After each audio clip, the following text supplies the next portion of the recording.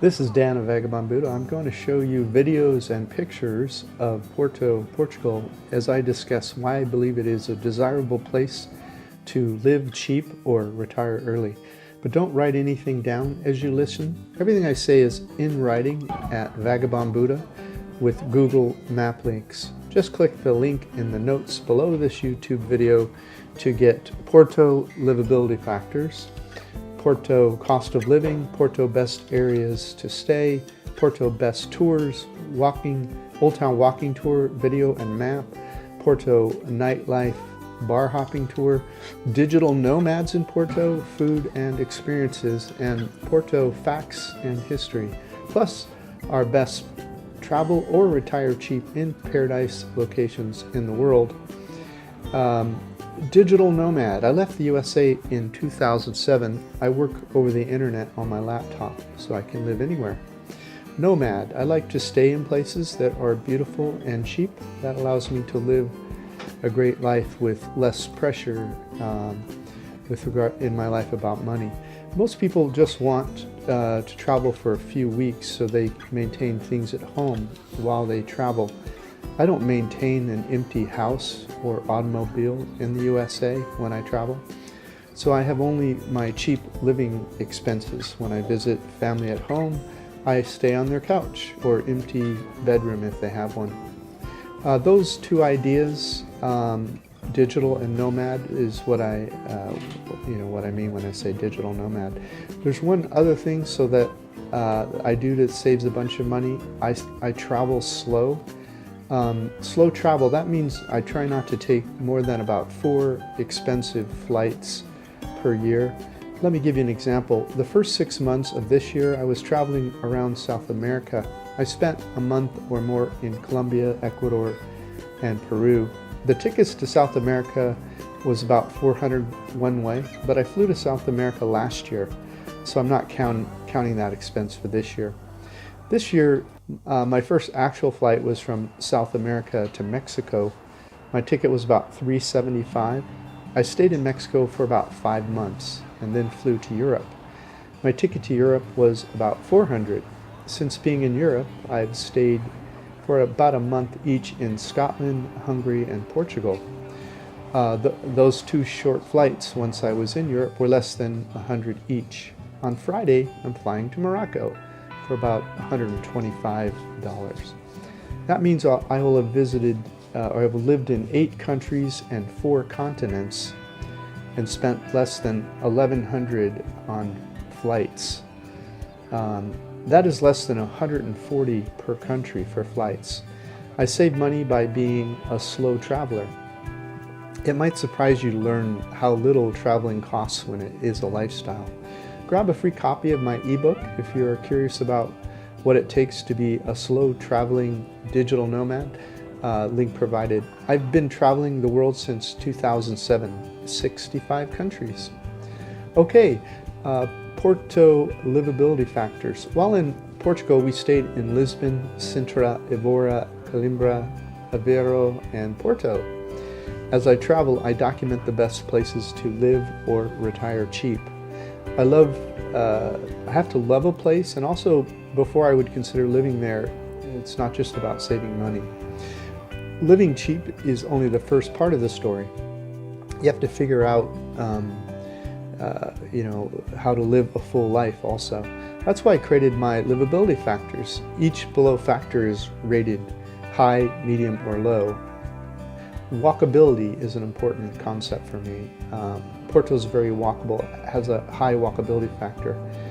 Best case is inside the area I show below under best areas to stay, map provided. But even outside that area, Porto has an amazing public transportation system of buses and metro. Okay, internet. Porto has great internet speeds. Many of the buildings in Portugal are made of stone. If you stay in the old town areas, Wi-Fi troubles occur if you are too far from the Wi-Fi router, if it's going through these large stone walls. So you may want to specifically inquire about distance from the router before you book a potential place. Okay, food, high. There's not as much food diversity here in Porto as there was in Lisbon, but it's almost all here. you just may need to walk a little further or take the metro or bus to hit everything in terms of diversity of international foods. Okay, weather. I would say medium. I like it slightly warmer than this.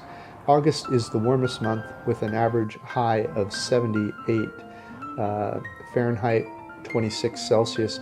However, it cools down at night in August to an average low of 61 Fahrenheit, 16 Celsius. The moderate temperature and cool breezes from the Atlantic Ocean often mean you may not need your AC for that much of the year. January is the coldest month with an average low night of 41 Fahrenheit, 5 Celsius, but often warms in the day to an average of 57 Fahrenheit or 14 Celsius. The rainy season is October through January, when it rains more than 6 inches per month on average. As I say, a little cooler than I would for perfect for me, so I'm giving it a medium. Things to do. High. There are beaches, there are wine tours, symphony, many food choices, hiking, biking, great day trips, weekend getaways, sports stadiums, sailing, water sports, cruising, the cruises on the river, there's parks, there's nature, etc. Social consideration. It seems like many of the people we meet here in Portugal speak English, but you should learn the language if you decide to move here. That should open up more doors for you.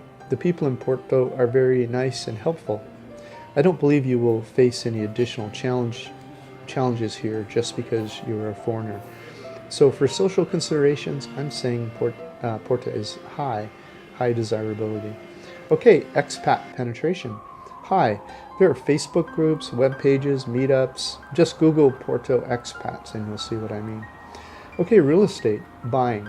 At the time of this post, you could buy a 700 square foot, 1-bedroom apartment in Porto starting at about 150,000 USD. For a global city, that's pretty reasonable.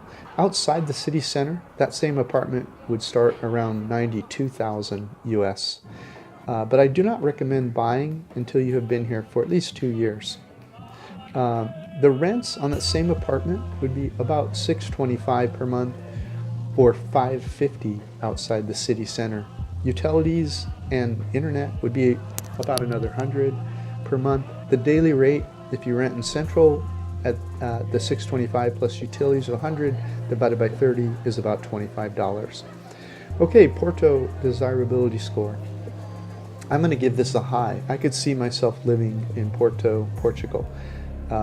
Porto is my favorite of the 6 places we have visited so far: Lisbon, Sintra, Évora, Coimbra, Aveiro, and Porto.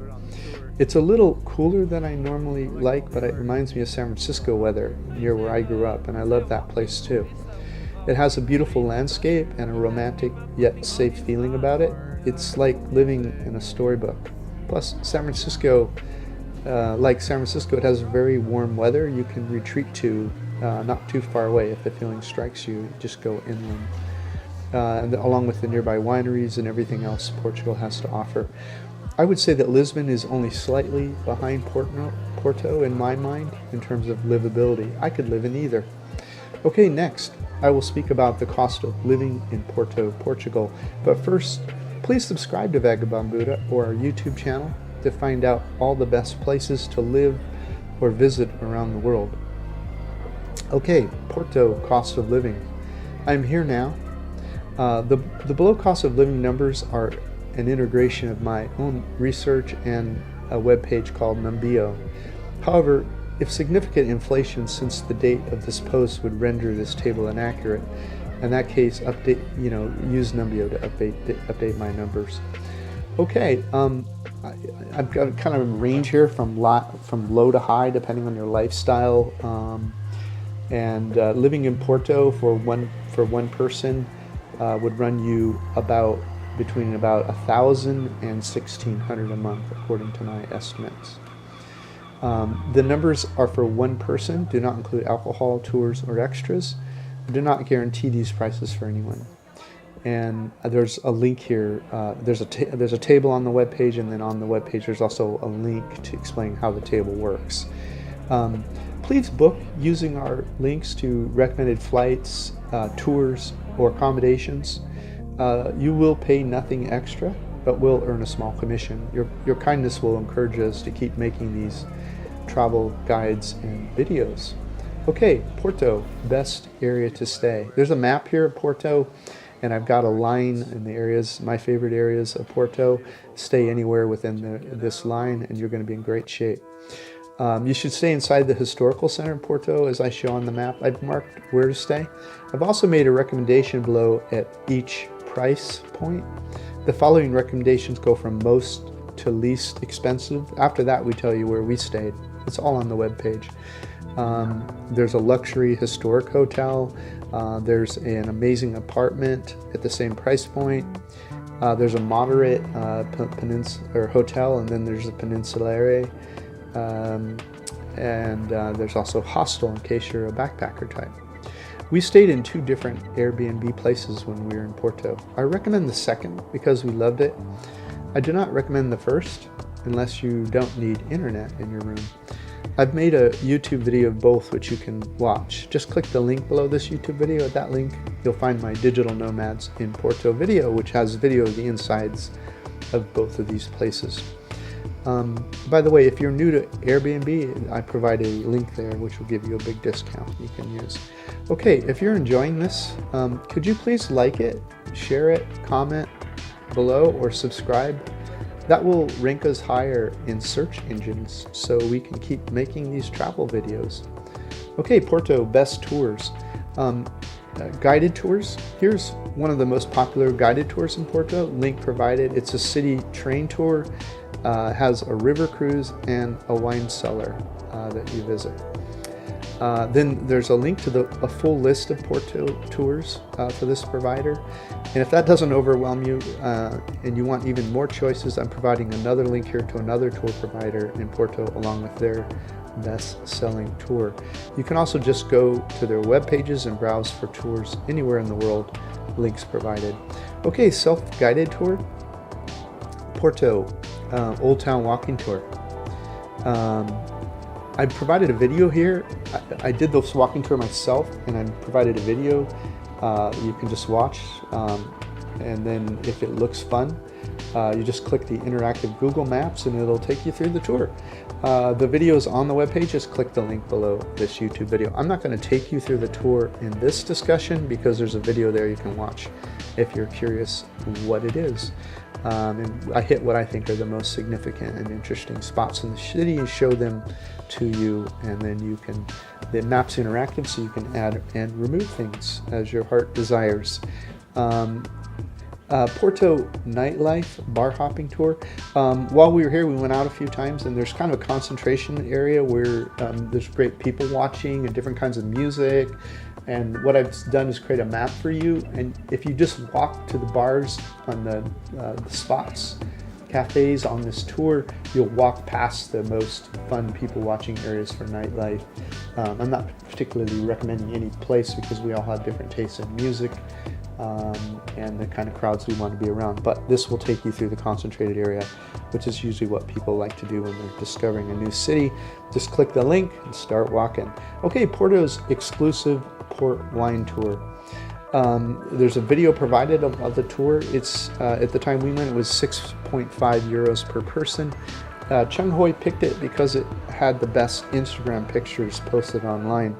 It was also rated highest for the best explanation of the various port classifications and production differences. We were the only people on the tour, and it was cheaper than the other tours that were crowded. With Anna as our host, it was an amazing combination of in-depth knowledge, exclusive experience, striking photos, and moderate pricing. Call or email in advance to book your tour, and I provided a Google map of the various ways you can go from the Porto Old Town area to where this tour begins. Again, just click the link below this YouTube video and all that information's there. Okay, digital nomads in Porto, best food and experiences. We were in Porto for 2 weeks. It only rained about 4 days during those 2 weeks. We just worked more on our online businesses when it was raining. Porto is a very green, beautiful place, and it does rain. Okay, Parque Centro Porto. There was a great vegan, vegetarian booth in the food court in the basement of this temporary mall. It's a temporary mall because they're renovating a historic mall nearby, but the links provided. It has the booth with the words vegetarian or vegan on the blackboard out front. Just walk around, you'll see it. We shared a single 6.5 euro meal here, and we were both full. That was for our lunch. Majestic Cafe. This is a beautiful Art Nouveau cafe. It's on the best shopping walking street in Porto. So if you go there, you can do some window shopping and have a cup of coffee and pastry or something to eat. This is where the locals shop. It's a beautiful historic walking area. It's also a must-see. And Majestic Cafe will put you in the middle of it, so you can kill two birds with one stone. Okay, Cultura dos Sabores. This is an all-you-can-eat vegan buffet. Make sure to try the fake meats while you are there. Wow, really a great place. It was 8.95 euros included food and tea, but not alcohol or dessert. And finally, Vagabond Buddha's Kitchen. We cooked most of our meals at home in our Airbnb kitchens.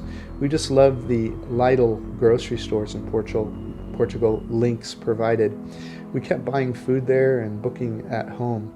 We are eating high quality meals for about 2 euros per person per meal. Imagine that. Okay, the last subject here is Porto facts and history. There's a map here of where Porto is in relation to Europe and Spain and Morocco, and there's some fun facts. Just click the link below and you'll come and find this map here also.